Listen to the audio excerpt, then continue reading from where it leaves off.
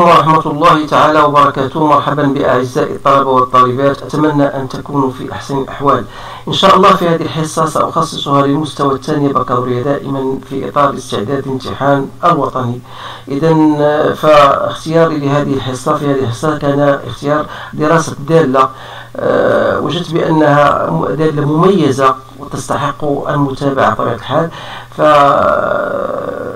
من خلال الأسئلة المطروحة فهي تتضمن أسئلة مهمة جدا يجب التركيز بطبيعة الحال اعتمادا على ما سبق أن درستموه في هذا الدرس. إذا حتى لا أطيل عليكم، الموضوع هو الآن سواء أمامكم باللغة الفرنسية، يمكنكم توقيف الفيديو بطبيعة الحال وقراءة الأسئلة بتمعن ثم الإجابة عن مختلف هذه الأسئلة. إذا على بركة الله.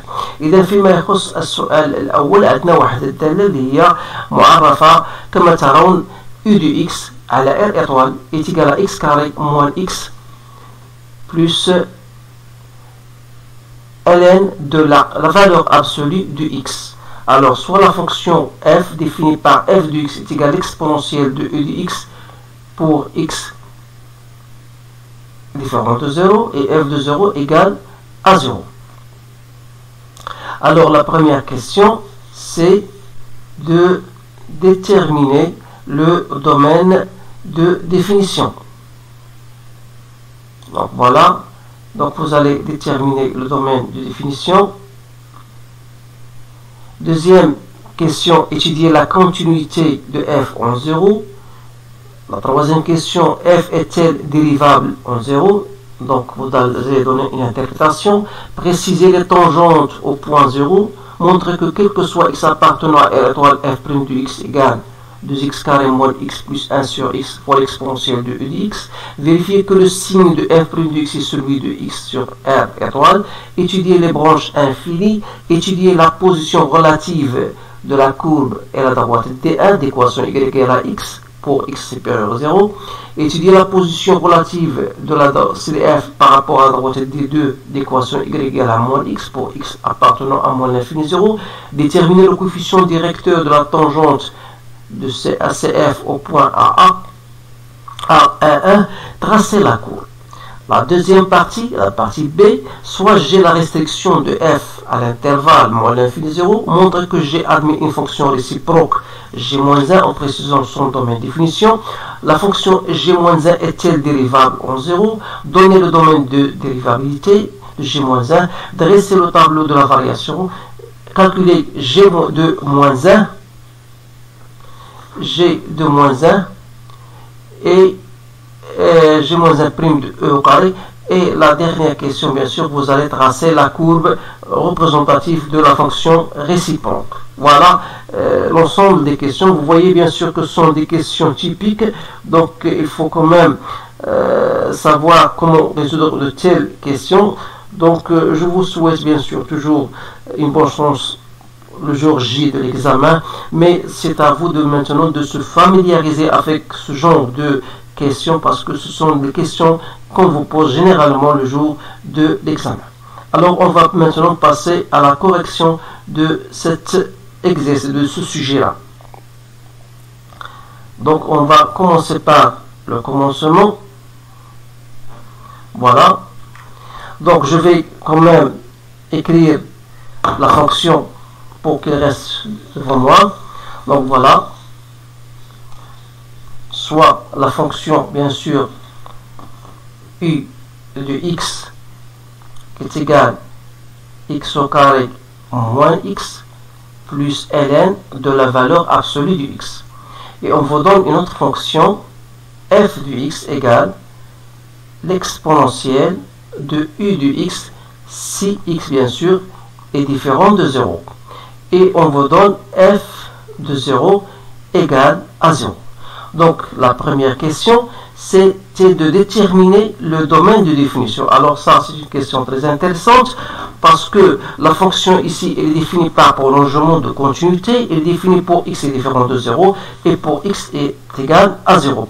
Alors, puisque normalement on a le domaine U de x, bien sûr, qui à tout x fait correspondre x au carré moins x plus ln de x, il est bien défini Donc, il est bien défini sur R étoile. Et on a le terme expo f de 0 égale à 0. Vous savez bien sûr que l'exponentielle de u du x est définie sur le domaine de définition de u, soit sur R étoile. Et puisque on vous donne toujours l'expression de f de 0 égale à 0, ça veut dire que le domaine de définition de la fonction f était bien égal à R étoile, mais sans oublier bien sûr le point ou bien l'élément 0. Alors ça, bien sûr, va nous donner, c'est l'ensemble R, donc soi-disant moins l'infini jusqu'au plus l'infini. Alors j'espère que cette question est bien comprise par tout le monde. Maintenant, je vais passer à la seconde question, l'étude de la continuité de la fonction en 0. Alors, étudier la continuité, ça revient tout simplement à chercher limite de f de x lorsque x tend vers 0 à droite et à gauche et comparer ces deux limites. Alors on a, ça sera les limites de 0 plus de l'exponentielle de x au carré, voilà, de x carré plus moins x plus ln de la valeur absolue du x, ça devient ln de x. Alors, je sais bien que la limite, comme la limite lorsqu'x tend vers 0 plus de x au carré moins x plus ln de x, vous le savez bien, ça c'est égal à 0, et ça tend vers moins l'infini. Donc ça sera moins l'infini. Cela va me permettre d'en déduire que la limite de f de x lorsque x tend vers 0 plus, c'est l'exponentielle bien sûr de moins l'infini. Or l'exponentielle de moins l'infini c'est 0. Alors voilà la première chose. Donc on va maintenant passer à la limite à gauche, c'est-à-dire on va chercher tout simplement la limite de f de x lorsque x tend vers 0 moins. C'est tout simplement, ça sera cette fois-ci la limite donc 0, f tend vers 0 moins de l'exponentielle de x carré moins x plus ln de la valeur absolue de x, ça sera dans ce cas moins x. Alors ça sera toujours la même chose puisque là lorsque tend vers 0 moins x tend vers 0 plus, donc ça sera moins l'infini. L'exponentielle de moins l'infini c'est bien égal à 0. Donc on remarque bien sûr que la limite de f de x soit à droite soit à gauche sont identiques. Alors chose qu'on pourra donc en déduire que ça était égal à 0, c'est bien égal à 0. Donc on dit que la fonction est continue en 0. Voilà la réponse à cette question. La troisième question, là on vous dit, voilà, est-ce que la fonction est dérivable au point 0? Alors pour étudier la dérivabilité au point 0, la chose que vous avez vue en cours, c'est de chercher la limite, donc de quoi? Chercher la limite de f de x moins f de 0 sur x moins 0 lorsque x tend vers 0 plus ou bien 0 moins. Donc, voilà, c'est-à-dire, c'est la limite lorsque x tend vers 0 de f de x, c'est l'exponentielle de x au carré moins x plus ln de la valeur absolue de x sur x. Alors, qu'est-ce que je dois faire? Alors cela, je peux transformer cela. Alors faites attention à ce que je vais faire, puisque ça, je peux l'écrire comme étant l'exponentielle de x carré moins x fois l'exponentielle de ln de la valeur absolue du x. Ça, c'est l'exponentielle, voilà, sur x. Voilà. Vous savez bien sûr que l'exponentielle, ça c'est une remarque, il faut bien apprendre. L'exponentielle de x plus y, c'est l'exponentielle de x fois l'exponentielle de y. Alors ça va me donner, c'est la limite lorsque x tend vers 0, de l'exponentielle de x carré moins x, lorsque je vais le diviser par x, donc ça me reste l'exponentielle de x au carré moins x, je ne la touche pas, mais l'exponentielle de ln de x, normalement c'est x, donc c'est la valeur absolue de x sur x, alors je vais la mettre ici, l'exponentielle de ln de x, puisque x ici est toujours positif, donc c'est la valeur absolue de x. Alors cela va me donner deux choses, ou bien il va me donner, si x est positif, dans ce cas x sur x, ça simplifie, donc il me reste x au carré moins x, allez, dans le cas où x est strictement positif, ou bien si x est négatif, la valeur absolue de x sera moins x, et moins x sur x sera moins. Donc ça va donner moins exponentielle de x carré moins x si x est négatif. Autrement dit, la limite de f de x moins f de 0 sur x moins 0 lorsque x tend vers 0 plus sera égal, si je remplace x par 0, l'exponentielle de 0, 1. Et la limite de f de x moins f de 0 sur x moins 0 lorsque x tend vers 0 moins sera dans ce cas égal à moins 1. Donc, qu'est-ce que vous remarquez? Je pourrais dire que la fonction est bien dérivable à droite de 0, elle est bien dérivable à gauche de 0, mais en conclusion, la fonction n'est pas dérivable en 0, étant donné bien sûr que les deux limites ne sont pas identiques. Alors, je vais l'écrire ici. Donc, je peux dire, ou bien je peux conclure que f est dérivable à droite de 0. Cela va me permettre de dire que c de f dans ce cas, elle admet une demi-tangente en 0. De la même manière, f est dérivable à gauche, j'écris en abrégé, de 0, je m'excuse. Alors cela veut dire que c de f, il admet une demi-tangente au point 0 par valeur négative. Ça, par valeur positive.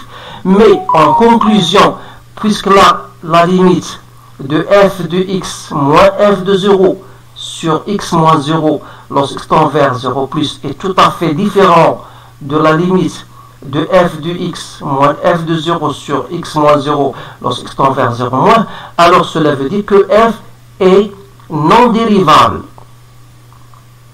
Et non dérivable en 0.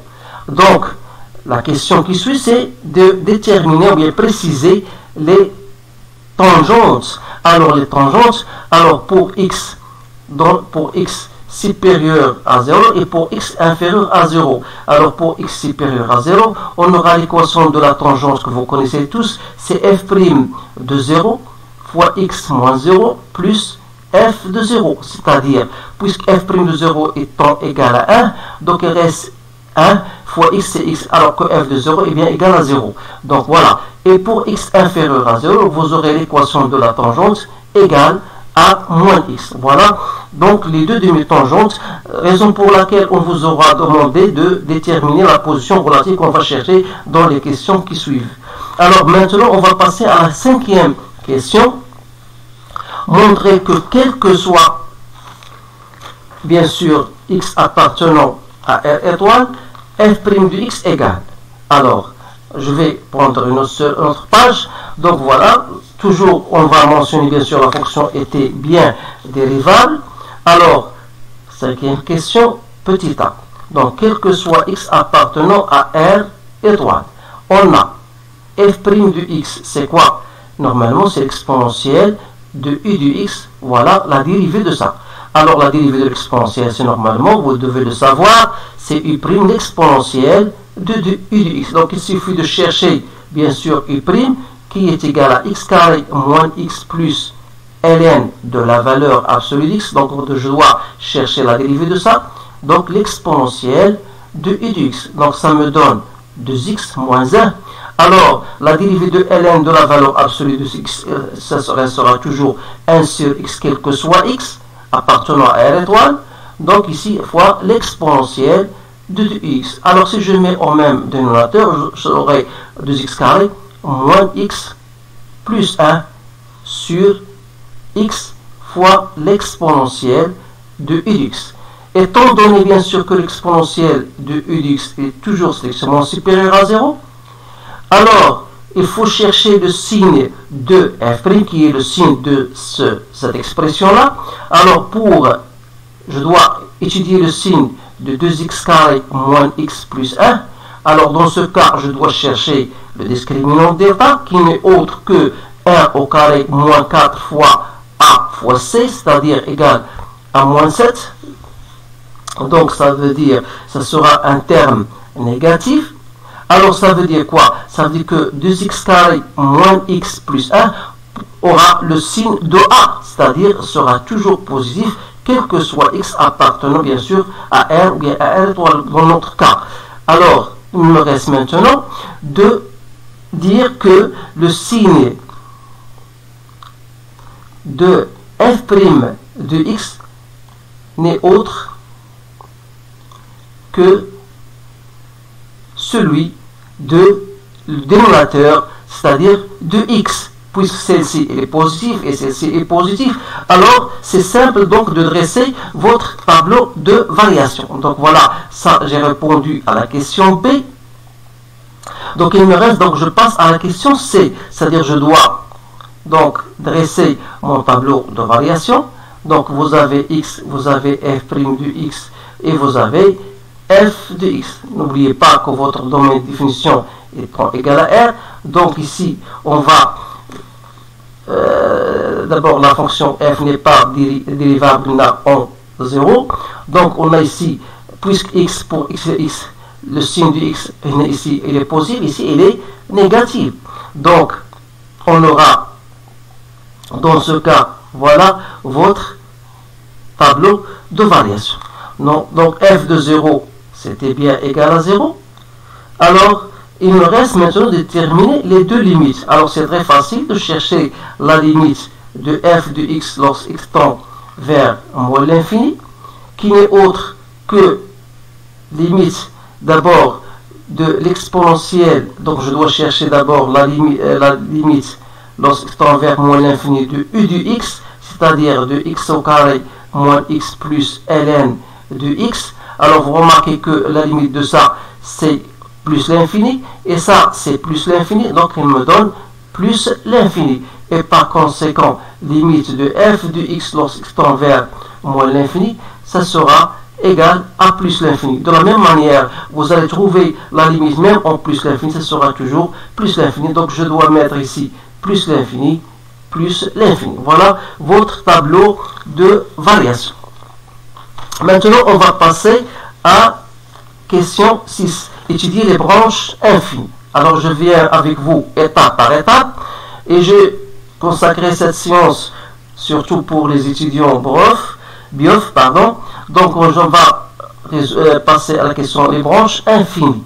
Alors, que se veut dire des branches infinies? Donc, il suffit de chercher la limite de f de x sur x, soit en plus l'infini ou bien plus moins l'infini. Donc ça, ce n'est autre que limite de l'exponentielle de u de x sur x lorsque x tend vers plus l'infini. Alors là, c'est très difficile un petit peu parce que lorsque x tend vers plus l'infini, on a dit c'est plus l'infini. Donc plus l'infini ici, c'est plus l'infini. Donc c'est une forme indéterminée. Donc il faut faire un changement. Si vous voulez, on va faire cette transformation. On peut dire c'est l'exponentielle de u de x sur u de x.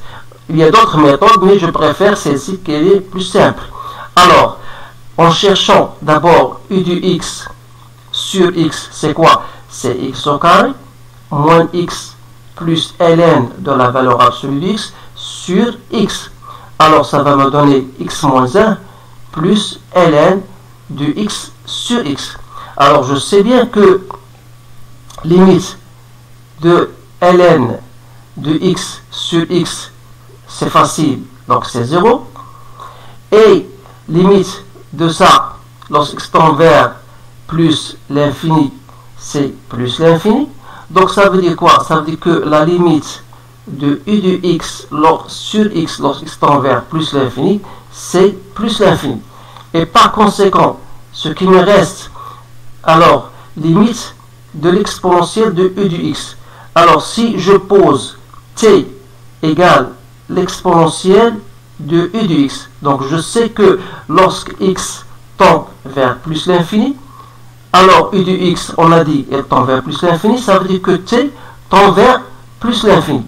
Alors, la recherche de la limite, l'exponentielle de u de x sur u de x, lorsque x tend vers plus l'infini, ça revient au même de dire que c'est l'exponentielle, limite de l'exponentielle de t, lorsque t tend vers plus l'infini. Chose que vous avez connue, c'est une limite standard, donc c'est plus l'infini.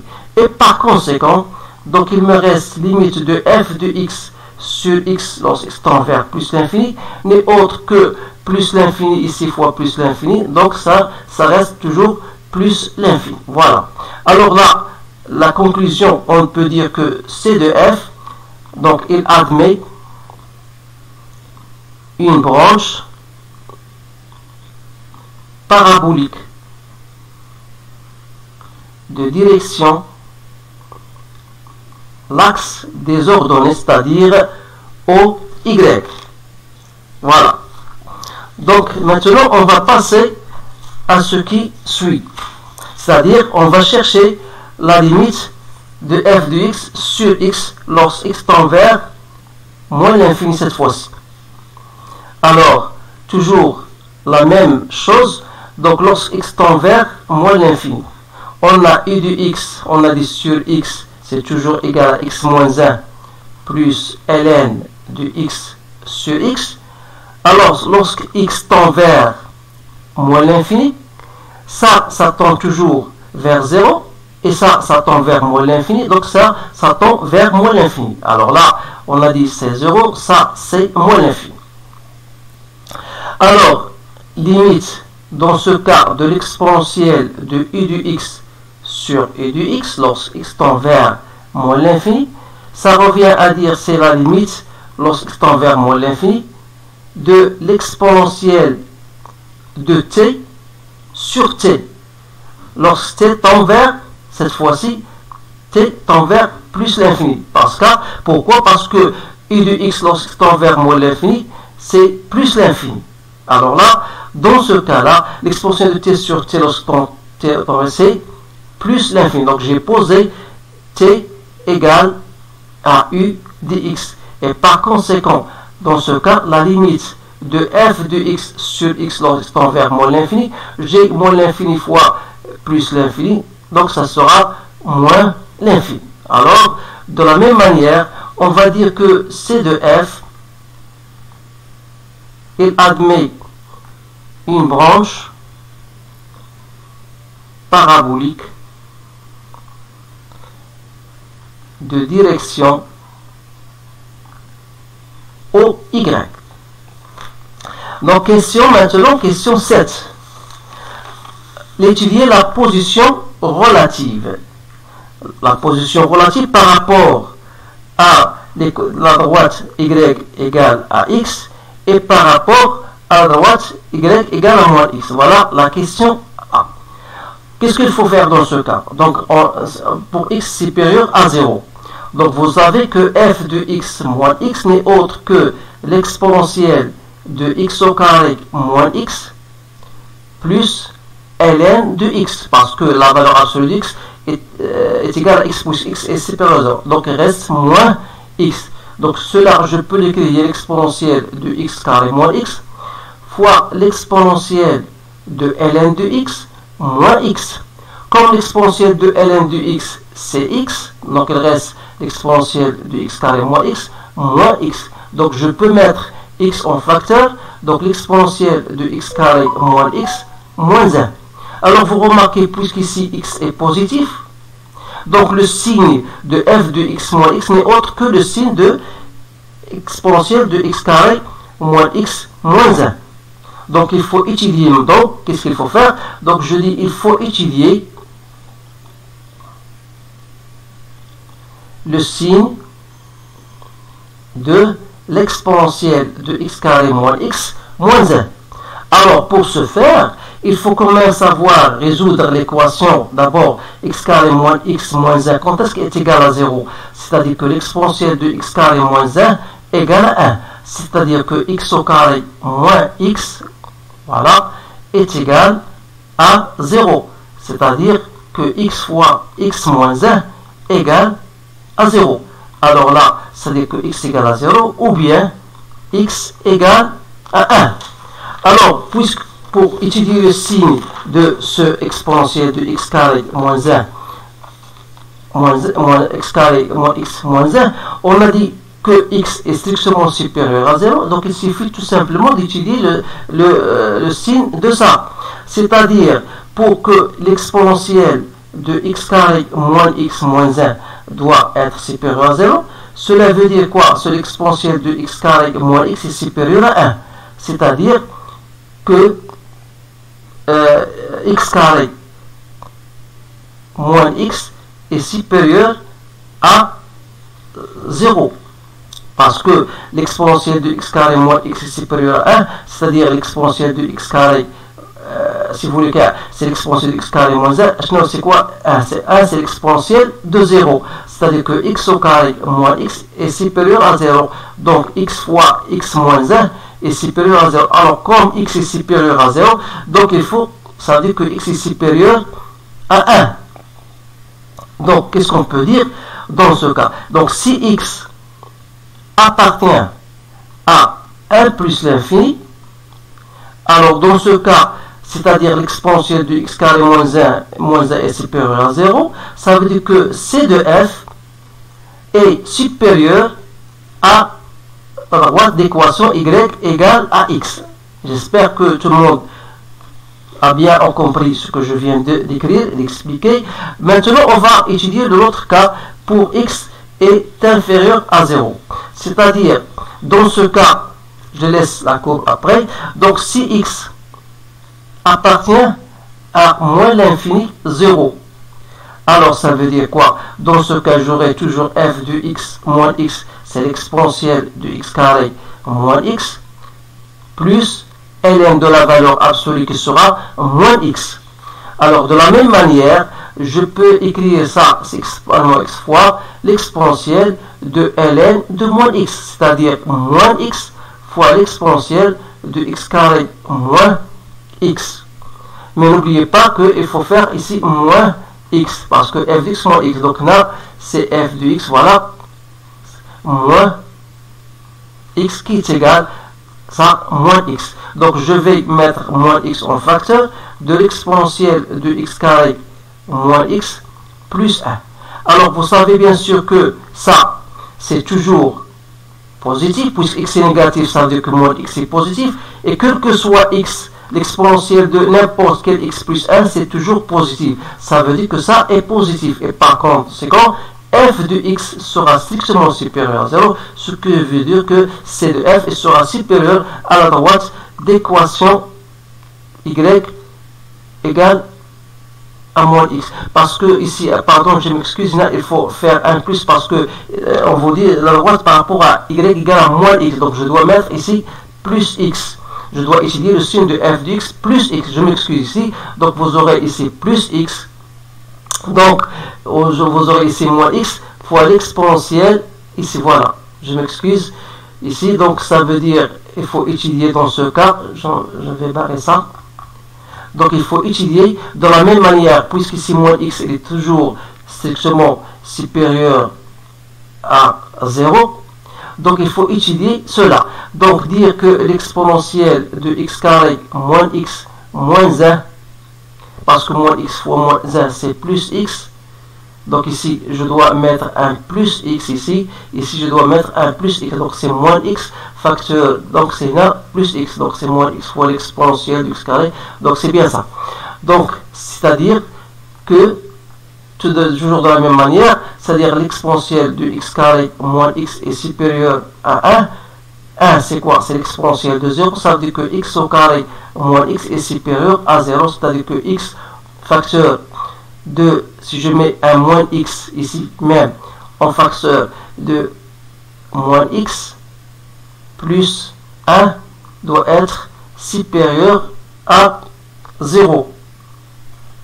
Donc puisqu'ici moins x pourquoi j'ai mis un moins x? Pour vous montrer que moins x est toujours ici positif. Donc il suffit d'étudier le signe de A. Ça. Donc dire que moins x plus 1 est supérieur à 0, ça veut dire que moins x est supérieur à moins 1. Ça veut dire que x est inférieur à 1. Alors, qu'est-ce qu'on va dire dans ce cas-là? Que la courbe sera toujours au-dessus de D2. C'est bien ça. Donc x est supérieur, inférieur à 1. C'est bien ça. Inférieur à 1. Maintenant, je vais passer à la question qui suit, c'est déterminer le coefficient directeur. Donc le coefficient directeur de la tangente au point 1, 1. Donc le coefficient directeur, c'est-à-dire il suffit de chercher l'équation de la tangente qui est de façon générale, c'est f' au point 1 fois x moins 1 plus f de 1.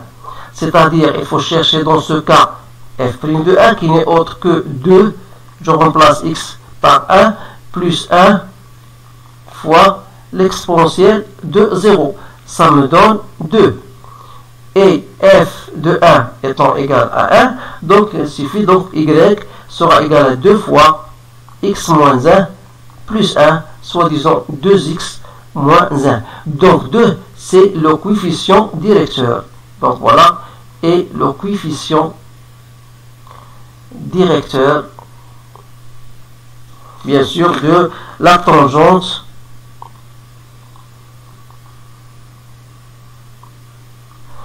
tangente à C de f au point A1, 1. Alors, il me reste maintenant tracer la courbe. Alors, le traçage de la courbe, je l'ai fait déjà pour ne pas perdre assez de temps. Je vous donne tout simplement des indications pour vous permettant bien sûr de vous familiariser avec le traçage de courbe. Alors la première des choses qu'il faut faire, on a dit que la fonction f n'est pas dérivable au point 0, donc il admet deux tangentes, ici une tangente d'équation y égale à x, y égale à moins x. On a dit que pour la position relative entre 0 et 1, la fonction f est au-dessous de la droite D1, d'équation y égale à x, voilà, ça c'est D1, et ça c'est D2. Alors, pour x supérieur à 1, la courbe sera au-dessus de y égale à x. Alors, voilà le traçage de cette fonction.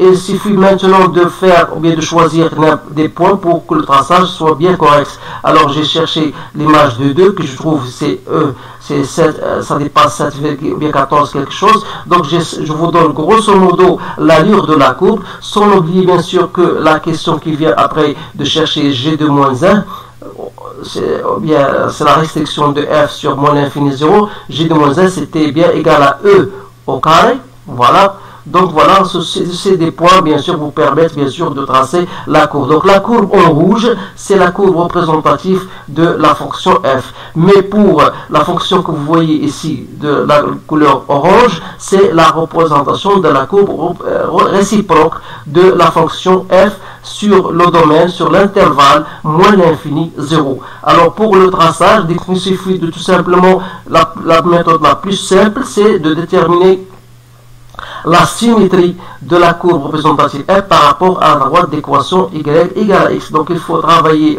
utiliser votre compas, bien sûr, pour que la courbe soit bien correcte. Alors voilà ce que je pourrais dire pour le traçage. Maintenant, je passe à la question qui vient après, c'est la partie B.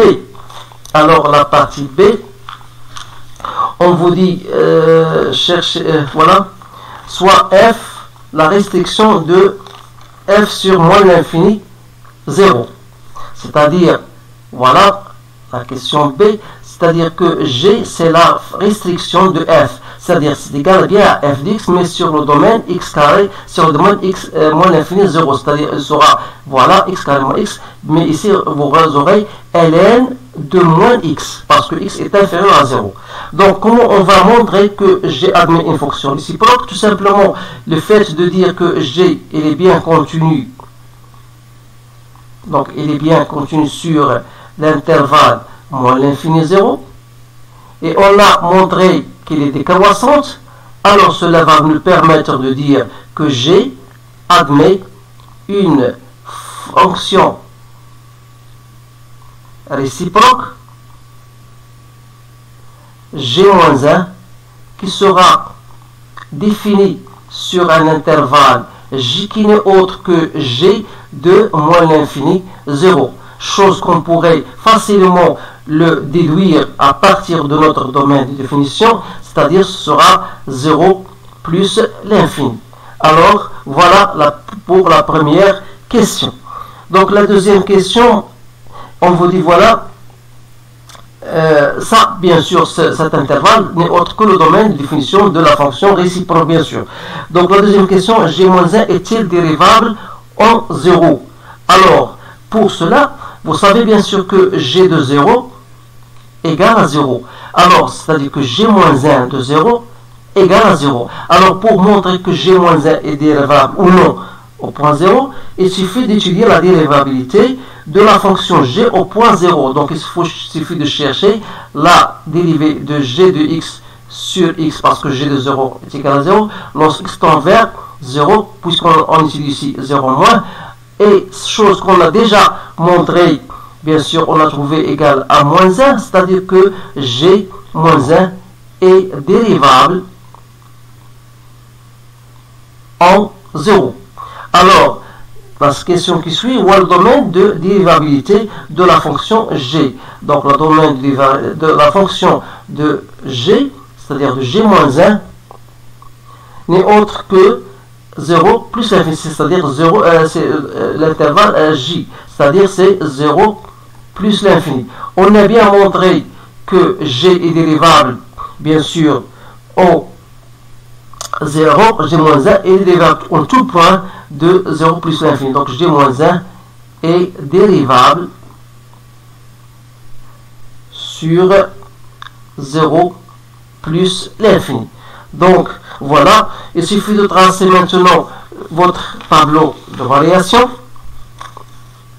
Et le tableau de variation de la fonction G-1, donc c'est la question 4. Donc voilà. Donc ici vous avez x, donc G-1 prime si vous voulez de x, et vous aurez ici G-1 de x. Alors le domaine de définition, la fonction G est définie 0 plus l'infini, on a trouvé qu'elle est négative, puisque G-1 est décroissante, donc ça sera ici 0 moins l'infini. Alors la dernière question, c'était de chercher, on vous dit de chercher G de moins 1, donc il suffit de faire votre remplacer, vous allez trouver E au carré. Donc ça veut dire quoi? Ça veut dire que G moins 1 de E au carré égale à moins 1. Alors la recherche de G moins 1 prime de E au carré, par définition, on va appliquer notre relation, donc c'est G prime de G moins 1 de E au carré, c'est-à-dire 1 sur G prime de moins 1. Donc, ici, vous allez trouver G prime de moins 1, qui est autre, vous allez trouver c'est moins 4, E au carré, et par suite, G moins 1 prime de E au carré n'est autre que moins 1 sur 4 E au carré. Voilà la dernière question. Bien sûr, le traçage, je vous ai déjà parlé de le traçage de la fonction réciproque. Alors, c'est tout ce qu'il y a dans ce sujet-là. Je vois que c'est un sujet qui mérite bien sûr de bien comprendre. Et si vous voulez faire un grand effort, vous voulez bien sûr vous familiariser avec ce genre de questions et de ce genre d'études, vous n'allez qu'à faire entrer dans mon site Maths et Physique en poche, et vous allez directement sur ma playlist concernant l'étude de fonctions. Vous allez trouver un tas d'exercices et de sujets très intéressants. Alors je vous remercie de votre attention, je vous souhaite une bonne chance et je vous dis à bientôt.